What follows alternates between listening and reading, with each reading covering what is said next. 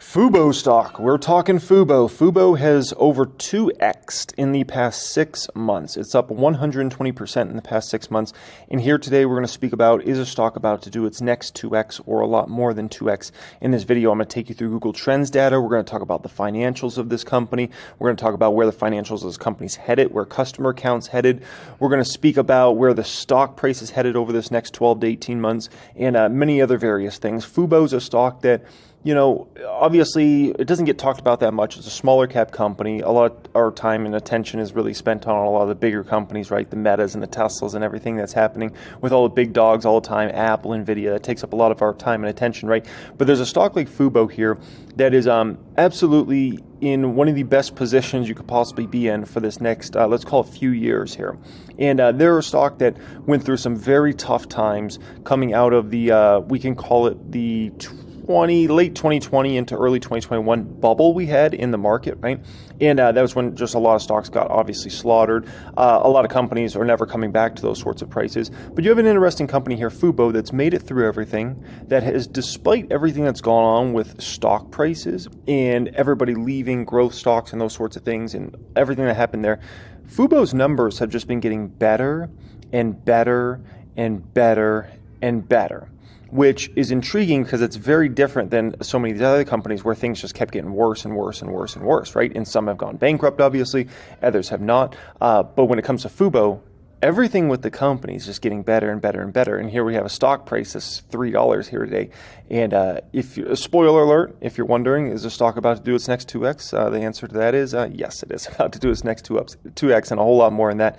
And I'm going to take you through it. So appreciate you guys joining me as always. Thanks so much for being here, folks. Got a lot to go through in this video here today. By the way, that performance, 120% in the past 6 months. That's with the Dow up about 8% in the past 6 months and the S&P 500 up low double digits in the past 6 months. So obviously just extraordinary outperformance here. So where I want to start is with recent Google Trends data. This is just the past 7 days. Google Trends data, so this is like most recent. Yesterday, we just saw by far and away the highest level of interest in Fubo. Yesterday, huge college football day, obviously. Today's NFL. Don't be surprised if we see another huge spike up, and especially with Monday Night Football coming tomorrow and with the whole charter stuff going on. 14 million customers or so can't even get ESPN Monday Night Football. There's a massive game tomorrow, Bills and Jets. So don't be surprised if Fubo's Google Trends goes crazy tomorrow as well. So going to be very intriguing in the short term here. Now, this is past 30 days in regards to Fubo. It doesn't have the most recent numbers up here, but you're going to, this was last weekend. We didn't even have NFL football last weekend, right? This was, really more like college football and things like that. And so we saw a major spike up even then. Yeah, I can't wait till these next numbers come out, right? This is last weekend's numbers. We saw in the past 90 days, obviously, by far and away, the biggest interest spike we've seen in Fubo. I can't wait to see this weekend. This weekend, you have U.S. Open finals, right? You had women's yesterday. You have men's today. You have a huge college football weekend with the biggest game so far in the early season yesterday, which was Texas, Alabama.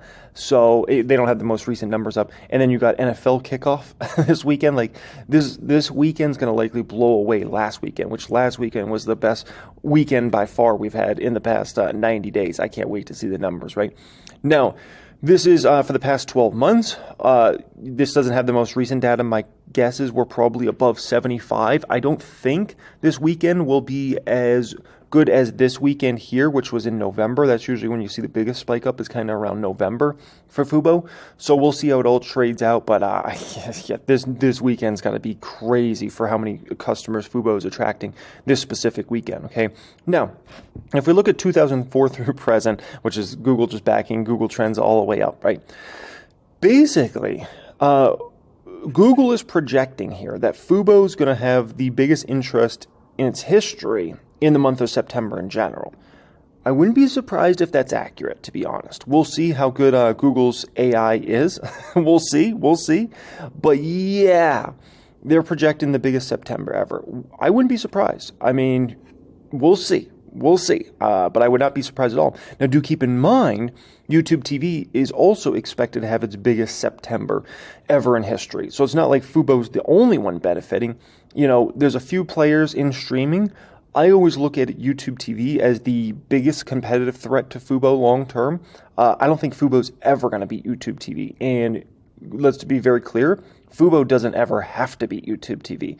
Fubo can be the number 2 or number 3 player in this market, and their opportunity is absolutely extraordinary over time, right? Now, a lot of people ask me, what about Hulu? I heard they have live sports now and some of the other services. Yeah, all those guys, I'm sure, are competitive threats to a certain extent, but really, there's one company that I think is a major competitive threat, and it's YouTube TV in this particular space. I think the other ones have a lot of trouble with branding in the past and things they used to do, whereas Fubo is just very simple. You're a sports fan, you sign up for Fubo. You're a sports fan, you sign up for Fubo. It's always had the most assortment you can possibly imagine, and it's always had features that are just phenomenal, like multi-view and things like that. Okay, now that leads us to the situation with Charter, right? Disney Spectrum clash leaves millions without ESPN access. A breakdown in negotiations could lead viewers to missing the U.S. Open Finals. Obviously, they have. And then missing, obviously, Monday Night Football, plus all the other, ESPN controls so many networks. It's ridiculous. Like, you have no clue until you really, care about sports a lot, and then you realize how many networks ESPN controls. It's insane, right? Now, here's where things are getting really interesting. Charter CEO isn't flinching in the $2.2 billion rumble with Disney and ESPN. Quote, "We've had to say enough is enough, or else we're going to have to move on to a different model." So this doesn't look like it's getting fixed anytime soon in regards to this Charter situation. We'll see where it all shakes out, but let's be very clear about this. The two most direct beneficiaries of this whole situation are YouTube TV and Fubo. Fubo's a bigger beneficiary, in my personal opinion, than YouTube TV is, but they're both huge beneficiaries. Now, where things get really interesting here is Spectrum arranges free Fubo trial for customers who want ESPN channels. This is fascinating. I mean, this was the best situation that could ever happen to Fubo. What are we talking about here? Charter has arranged, which, remember, I think, if I recall, they have about 14 million cable customers on there, okay?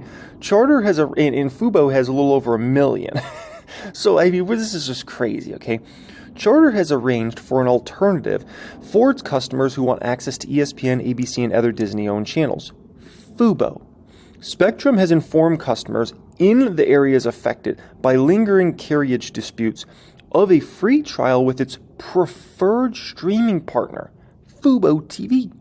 I'm like, is Charter about to buy up Fubo, or like buy the whole company out, or like buy a bunch of the stock or something? Because I'm just like, why would they go so out of their way to call Fubo a preferred streaming partner, all this stuff? Like, holy smokes, is this a perfect situation? You got to be kidding me.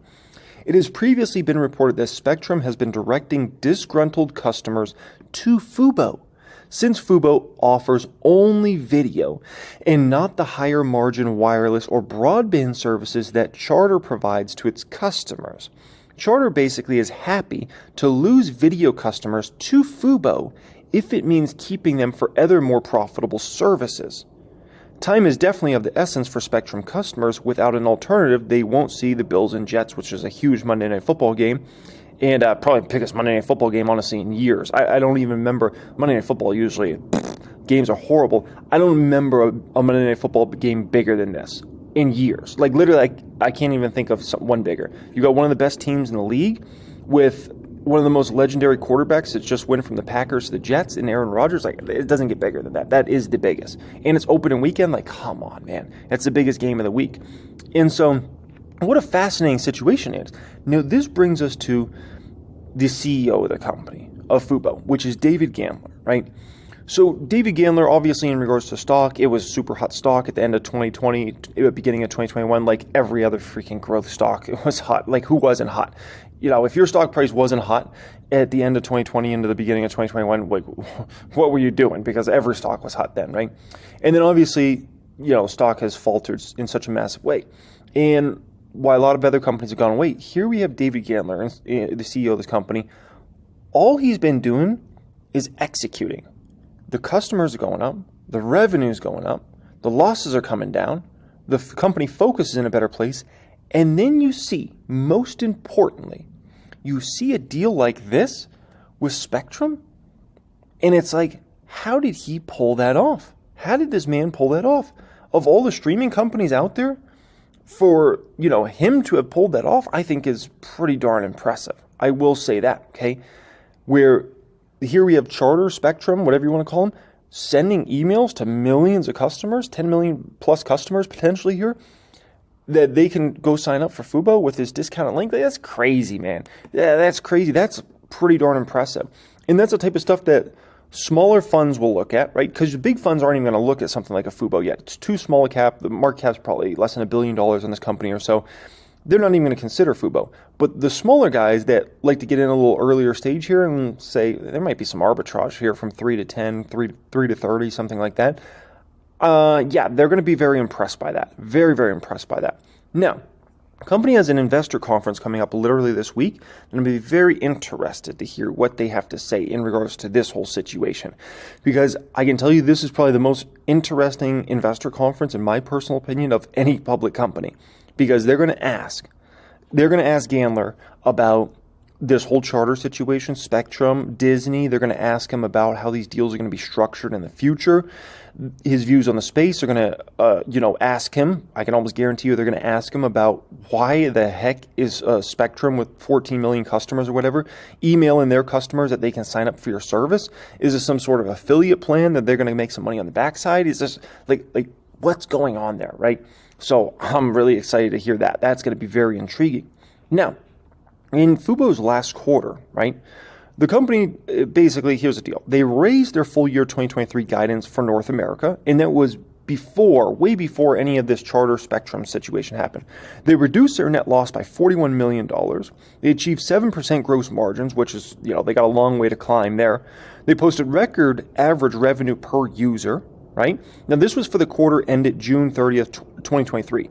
So this current quarter we're in right now is July, August, September, right? So we're going to get all these new customer data numbers in the next quarter, in the November quarter, right? Well, it's going to be announced in November because this one was announced August 4th. So my guess is this quarter will be announced at some point in November, unless they pre-announce, like, let's say there's some situation going on where their customer account is hitting such ridiculous numbers, it's so far exceeding guidance that they might pre-announce. But if they don't pre-announce numbers, then we'll hear these numbers come out in November. And my gosh, are they going to be pretty extraordinary? Because even last quarter, which was like a sleepy quarter, Fubo exceeded North American guidance. They achieved $305 million in revenue. It was up 41% year over year, and 1.16 million paid subscribers, which was up 23% year over year. And that was with their ad business being actually really weak in that quarter, which I'm expecting that to pick up considerably over this next several quarters, okay? So, now we're just talking about this is like a cherry on top situation. Now, here's where the company's gone over the last few years. Remember I told you about the company just executing better and better? This company's gone from $4 million of revenue in 2019, $4 million, to then $218 million in 2020. $638 million of revenue in 2021. They cracked $1 billion in revenue last year. And this year, they should be somewhere between 1.3 on the low end and $1.4 billion of revenue on the high end, okay? That's big. That's big, okay? Are they going to crack $2 billion in 2024? We'll see. But look at the pace this company's scaling at, and you're not going to find... I don't know if you'll find any other company in the world, honestly, scaling this quickly to $1 billion plus and potentially $2 billion plus in revenue. I don't know of another company that's basically gone from no revenue to $1 billion, $2 billion in a matter of 5-6 years. That's insane, purely insane. But that leads us to the bottom line and what's going on with the bottom line, because it's like, okay, it's one thing if you can have all these new customers, you're attracting all this revenue, things like that, but what's going on with your bottom line? Well, things are getting in a much better place. Here's Fubo's net loss over time, right? Obviously, back in 2020, that was just extraordinary losses. But here we have a situation where the losses are getting cut down and cut down and cut down and cut down in regards to Fubo, right? This is a very promising trend. This is a type of trend you want to see. I mean, if we look at last quarter, that's the best quarter they've had in terms of their bottom line in a long, long time. So the company's clearly headed in the right direction, not just with top line revenue, but with the bottom line, getting that in a healthy place as well. To take it one step deeper and actually show you the numbers behind this, right? Obviously, their net loss peaked right here. This was September 30th quarter 2020. This was almost a $300 million net loss in that quarter. Extraordinary. Horrible, right? But in terms of recently, their net loss peaked September 30th, 2022, $153 million. Then they brought it down to $152. Then they brought it down to $84. And now they brought it down to $50 million net loss in this most recent quarter, okay?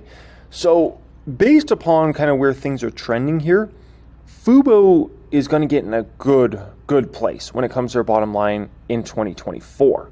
I mean, in a really good place where, losses are going to be very minimal for the company, I see, in 2024 in general, like very minimal. And then we start to talk about profitability in 2025. And this is massive, okay? And now this leads me to speak about customers are everything. You've got to understand, Fubo's attracting mass amounts of customers right now, okay? I don't see this stopping anytime soon. It seems like they have many years of attracting mass amounts of customers, okay? More customers are everything for this business model. It fixes any potential problems in their financial statements. And here's how I'll take you through this, okay? Check this out. This matters meaningfully. More customers mean more subscription revenue, right? And remember, people are paying on a monthly basis when it comes to Fubo. So it keeps recurring, $100 if they're signed up for the $100 plan, or $80 or $70, whatever, right? So each and every month, more recurring revenue on a monthly basis, right? More customers mean more ad revenue. If you have more customers, you're going to be able to make more ad revenue off that, right? Because Fubo is able to sell a certain amount of ad slots for every piece of programming out there, right? And so if you have a lot more customers, like if you know anything about Meta's business model, Google's business model, anybody that's an ad generator in terms of revenue, Amazon, the more customers you have, the more ad revenue you can go ahead and make up. And obviously when you talk about political season coming, that's massive, because we're talking about Fubo knows exactly where somebody's watching a program at, right? And when we're talking about local elections especially, those elections can be won by hundreds of votes, thousands of votes. And so to feed specific people more ads, it's obviously what political campaigns like to do, right? More customers mean more word of mouth, which means more customers, right? Shoot, how many people I've told about Fubo over time and the great features of it? It's a lot of people, right? More customers, more word of mouth, which equals more customers, right? Tesla's built most of their business model on word of mouth over time, and just their customers just telling other customers how awesome the service is, right? And how awesome a Tesla car is. More customers mean you basically get more respect from the networks when going to negotiate deals, right? Because if you have, 1 million customers, 2 million customers, 3 million customers, it's important for the networks because you're paying out the networks hundreds of millions of dollars every year, right? So it's very important they give you respect and they try to work out a good deal. The smaller you are, the tougher it is to go in and negotiate those contracts, because they're like, who cares about you guys? You guys got a small amount of customers, right? When you got bigger and bigger amounts of customers, those networks, believe me, those numbers start to become material to their top and bottom lines. And because once you're now being something that can negatively affect another company's bottom line and top line, you become important, okay? More customers mean more ad partners interested, right? The bottom line is, like, imagine, Fubo had 10 customers. Okay, does anybody care to partner with them? Do you think, any of these big companies are like, oh, let's run extra ads on Fubo because you got 10 customers? No. You got 2 million customers? You got 1 million customers? You got 1.5 million customers? Now we're talking. Now big companies want to start doing deals with you, right? Local companies want to start doing more and more deals with you. More customers mean more ad spend, right? More money you can spend on ads to then attract more customers as you see fit, right? And more customers mean profitability much faster. And you can spend more money on the tech side as well, which can give you a better competitive moat. So when it comes to more customers, you got to understand this is way bigger than, it's just more revenue. No. This is way deeper subject than that. And a lot of this ends up coming back to the bottom line and how it affects Fubo's bottom line over time when it comes to more and more customers, and as the business gets scaled bigger and bigger and bigger and bigger, right? There's a reason why the cable companies were always so profitable in their day, right? There was a reason why when satellite companies were in their heyday, like satellite companies were so freaking profitable, right? Because they get that monthly recurring revenue, they had all that ad revenue coming in, and it just generates huge amounts of cash flow, right? And remember, Here's the best thing about Fubo, right? When it came to the cable companies and satellite companies, this is something that's so massive, you understand this. The cable companies and the satellite companies used to have to send actual technicians to your home, and they would be there for hours. I remember moving out of my parents' home in, 2011, and getting my first apartment. And I remember I signed up for Dish Network. Guess what? Dish Network guy had to come to my apartment. He had to figure out how to set up this satellite dish where it wouldn't make the apartment community mad, because you had to have it a certain way and a certain angle, but you couldn't have it hanging over this much. He had to hook up all the wiring, make sure all the wiring was done professionally, hook up the box, make sure everything worked perfectly. It didn't work perfectly. He had to get on the phone, talk to somebody, try to, figure it all out. Do you know how costly that is? Do you know how costly that is? And that was cable. That was satellite. You had to have somebody come to you. Fubo doesn't have to do any of that. You sign up for Fubo on your phone, your iPad, your computer, whatever, right? It's there within minutes. And there was nobody that had to walk you through the process or anything like that, had to come out to your home, your apartment, and fix things magically. There's none of that process. Do you know what that does to your business model cost over time? Now you don't have to have all these trucks. You don't have to have all this expensive equipment. You don't have to tie your customers into, long contracts and all those sorts of things, right? You don't have to deal with any of that. And then you don't have to deal with worrying about getting your equipment back and how all that works, because now we want this equipment back, right? None of that. There's no cost on all the equipment. There's no cost on the box. There's no cost on the satellite dish. All the wiring you had to do. There's no cost to any of that. So, do you think the streaming companies, whether it be YouTube TV, Fubo, do you think those companies are going to be far less profitable or far more profitable when they get to their heyday over the next 10, 20 years than the satellite companies and the cable companies were? Just think about this for a moment. Do you know how expensive it was to have all those techs? Oh my gosh, okay? What about the sales staff? If you've ever dealt with the cable companies and the satellite companies, you usually had to deal with somebody on the phone and actually talk to a human in the sales staff.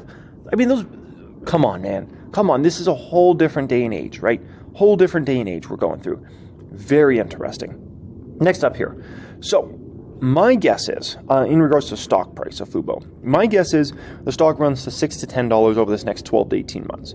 And it'll basically get there because I believe you'll see in 2024 their losses get cut down immensely versus 2023, and them getting to such a close position where people would be like, this company's going to profitability in 25, right?